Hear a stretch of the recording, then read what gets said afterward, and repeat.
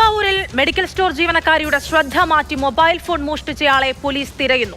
മരുന്ന് വാങ്ങാനെന്ന വ്യാജേനയെത്തിയാണ് ഫോൺ മോഷ്ടിച്ചത്. ഈ മോഷ്ടിച്ച ഐഫോൺ അങ്കമാലിയിൽ വിറ്റെന്നാണ് പോലീസിന് ലഭിച്ച സൂചന.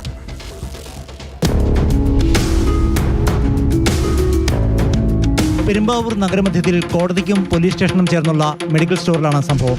മരുന്നുകൾ വാങ്ങാനെന്ന വ്യാജേനയെത്തി ഇവിടെയുണ്ടായിരുന്ന ജീവനക്കാരിയോട് റാക്കിലുള്ള ഓട്സ് ചൂണ്ടിക്കാണിച്ച് അതെടുക്കാൻ ആവശ്യപ്പെട്ടു.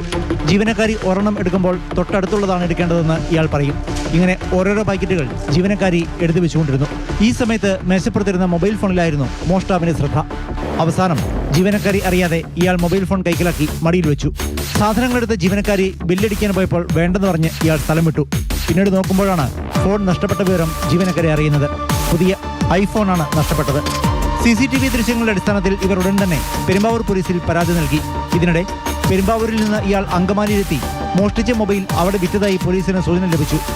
1000 രൂപയും വിറ്റ കടയിൽ നിന്ന് വാങ്ങിയെന്നാണ് അറിയുന്നത്. ഏതാണ്ട് 65 വയസ്സ് പ്രായം തോന്നിക്കുന്ന ആളാണ് മൊബൈൽ ഫോൺ മോഷ്ടിച്ചത്. പരാതിയുടെയും CCTV ദൃശ്യങ്ങളുടെയും അടിസ്ഥാനത്തിൽ പെരുമ്പാവൂർ പോലീസ് കേസെടുത്ത് അന്വേഷണം ആരംഭിച്ചു. മാതൃഭൂമി ന്യൂസ്, കൊച്ചി.